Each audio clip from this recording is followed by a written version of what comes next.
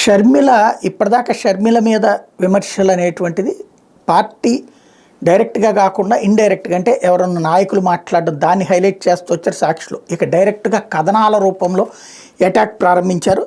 తాజాగా తెలంగాణలో 2021 జూలై 8న వైఎస్ఆర్ టీపీని షర్మిల స్థాపించారు. తన బతుకైన చావైన తెలంగాణలో అప్పట్లో ప్రతిజ్ఞ చేశారు. కానీ గత ఏడాది చివరిలో తెలంగాణ ఎన్నికల్లో పోటీ చేయకుండా అస్త్ర సన్యాసం చేసి కాంగ్రెస్కు మద్దతు ప్రకటించారు.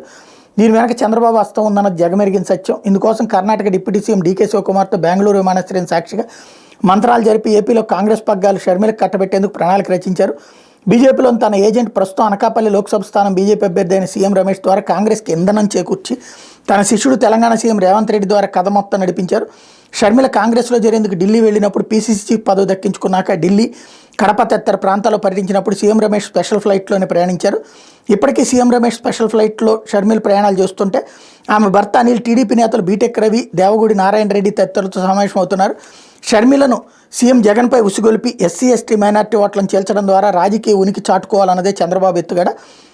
చంద్రబాబు ఎల్లో పత్రికలు సీఎం జగన్పై చిమ్ముతున్న విషయాన్నే పీసీసీ చీఫ్గా బాధ్యతలు స్వీకరించినప్పటి నుంచి షర్మిల చేత వల్లవేయించారు. మరో అడుగు ముందుకు వేసి కడప లోక్సభ స్థానం నుంచి కాంగ్రెస్ అభ్యర్థిగా షర్మిల బరిలో నిలిచేలా చక్రం తిప్పారు. షర్మిలకు తోడుగా వివేకా కూతురు సునీత రంగంలోకి దించారు. వాళ్ళిద్దరి ద్వారా వివేక హత్యపై దుష్ప్రచారం చేయించి దాన్ని అస్త్రంగా మార్చుకుని లబ్ధి పొందాలన్నది చంద్రబాబు పాచిక. కానీ వివేకానందరెడ్డి రెండో వివాహం చేసుకోవడంతో కుటుంబంలో తలెత్తిన ఆస్తి వివాదాలు ఆయన హత్యకు దారితీశాను ఉమ్మడి కడప జిల్లా ప్రజలు బలంగా నమ్ముతున్నదని కడప లోక్సభ స్థానం పరిధిలో షర్మిల చేస్తున్న బస్సు యాత్రకు ప్రజాస్పందన కనిపించలేదు. తాను అనుకున్న ప్రయోజనం లభించకపోవడంతో చంద్రబాబు తన నిజ స్వరూపాన్ని మరోసారి బయటపెట్టుకున్నారు.